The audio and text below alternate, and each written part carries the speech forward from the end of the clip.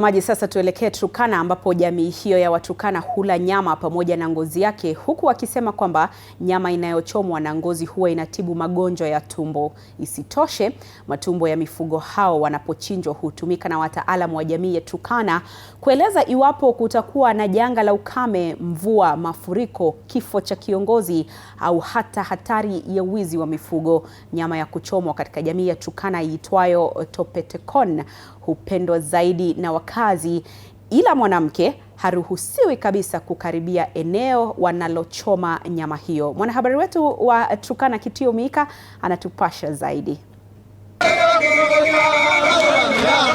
Ni nyimbo za jamii ya Turkana ikiimbwa kabla ya wazee kukutana eneo hili, eneo ambalo ni muhimu sana, eneo la kula nyama iitwayo akiriket.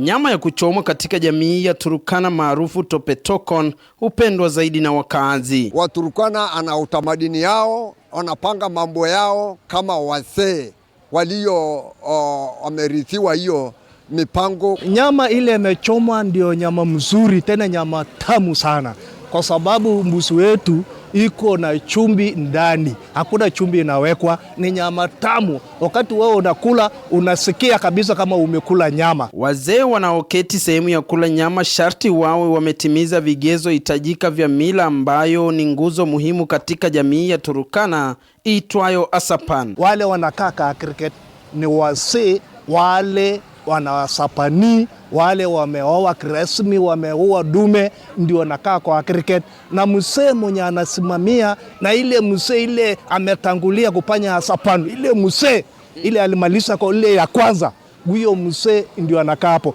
na watu wanakaa kulingana bila mtu anafanya asapani. Nyama inayochomwa hapa uliwa pamoja na ngozi yake, wakidai ngozi ni dawa na utibu magonjwa mbalimbali kwa binadamu. Anatibu hii homa na maliza kama ya ngondoro, inatibu kabisa. Ngozi ni tamu sana, ndio inatoa inaleta appetite katika mwili. Matumbo hutumika na wataalamu wa jamii ya Turkana kuelezea iwapo kutakuwa na janga la ukame, mvua, mafuriko, kifo cha kiongozi au hata hatari ya wizi wa mifugo. Hata mvua, wakati mvua inataka nyesha, inaonyesha mwezi fulani mvua itanyesha ama kuna janga itakuwa. Huko hakuna nyasi na watu huko wanaumia, mbuzi hakuna mahali watakunyia maji. Mwanamke haruhusiwi katika eneo la kuchomea nyama maarufu akiriket. Kwa kimila ya Kiturkana, mama hawezi kaa kwa akiriket.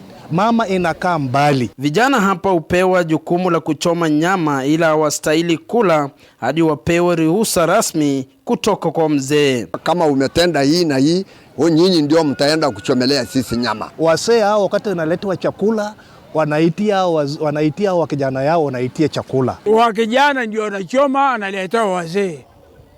Wazee nakata kidogo, na iko kijana iko na sake. Hiyo nyama ikiletwa hapa inapatiwa kwa kijana sao anakula. Nikiripotia TV47 ikiwa mjini Lodwar kwenye kaunti ya Turkana, mimi ni Kitio Mika, Masai.